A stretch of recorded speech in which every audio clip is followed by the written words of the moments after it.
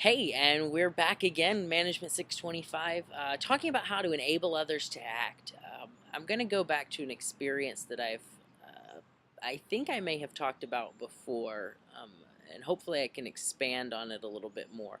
But this time we're talking about, when we talk about enabling others to act, how we have enabled somebody to act appropriately in a given situation, and how we have given them the ability to do something, and then how we've been enabled to act. So, two parts, going to try and keep it as easy to follow as possible.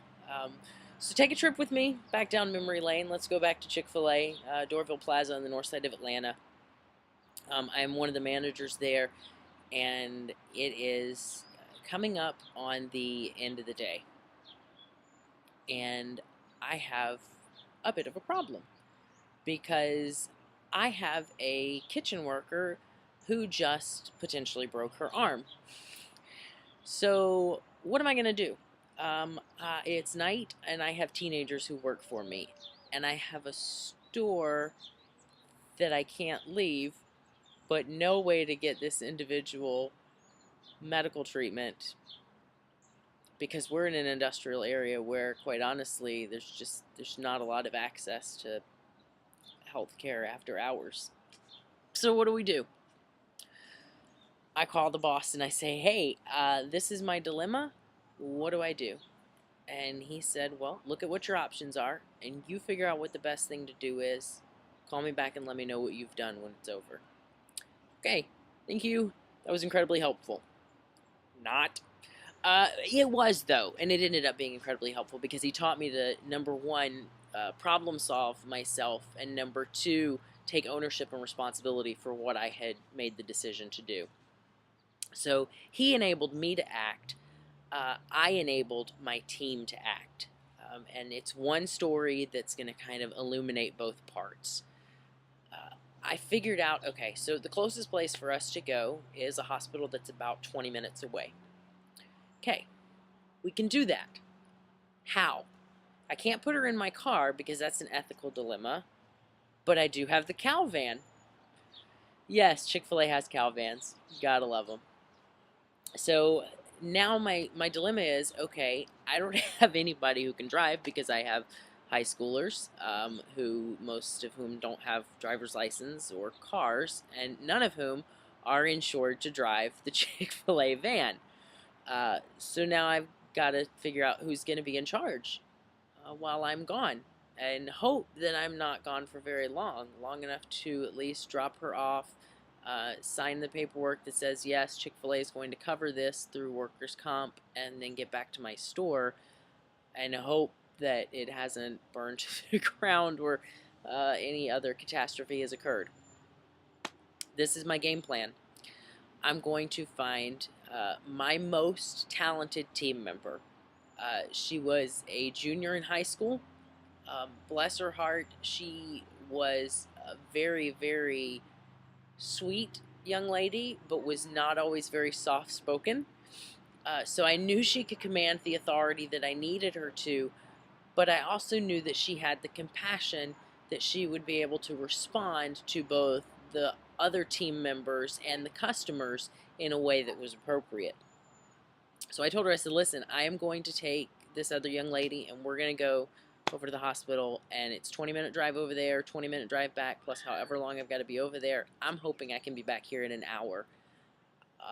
That being said, this is it. This is your store for the next hour. And then I went and told the rest of the team, and I said, hey guys, this is what's going on. This is why it's happening. I need to take her over there, so you guys need to listen to Ashley, and let's go with it. And thankfully, they were all on board. And I came back an hour later and discovered that, hey, not only had they done a great job of just maintaining, but they'd actually begun doing the things that they knew needed to be done to close for the night. It told me that not only had I taught them the right things to do, but I had just enabled them to do them without being told to. So all this is done. We've done the wrap up. I've sent everybody home, and I'm finishing up the paperwork for the night. And I called Brian and I said, this is what I did. This is how I did it. Please don't fire me. And he said, and I'll never forget, he said to me, don't worry about it. And I said, what do you mean? He said, you did exactly what I would have wanted you to do. If I had been there to sit down and think about the plan with you, that would have been what I decided you should do. I said, really? He said, well, yeah. I said, okay.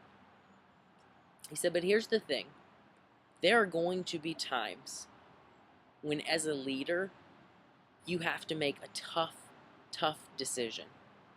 And there's not going to be somebody that you can look to after you've made it for affirmation. So make sure when you make your decisions, you're making them based on what you think is the best thing to do. Because the only person who can judge when you're the leader is you. Now, I know what he meant by that. And I agree with it to an extent. You're the one who ultimately has to discern whether or not the decisions you made as a leader were the right ones. And you're the one who will bear the ultimate responsibility for them. But there will always be other people who are judging the decisions you make. And I think as leaders, that's something we have to be comfortable with. So I got what he was saying, and I agreed with it. I would have just caveated the last part just a little bit. But there it is. Again, a lot of my great experiences come from Chick-fil-A, and I'm so grateful to have had the time in my life where I was working there and was involved and was able to be a part of that kind of team. All that being said, when it comes to genuinely enabling other people to do the appropriate action, I think it comes back to what have we taught them?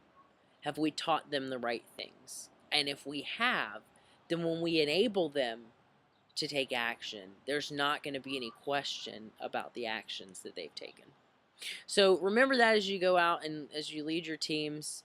Never take for granted the fact that we are responsible for some really awesome people who do some amazing things.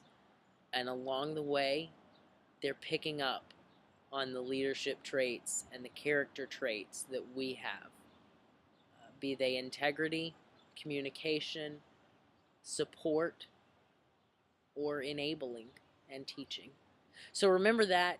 Keep it in the forefront of your mind. As always, again, leadership is an affair not only of the head, but also of the heart. Go, be servant leaders, and be good at it.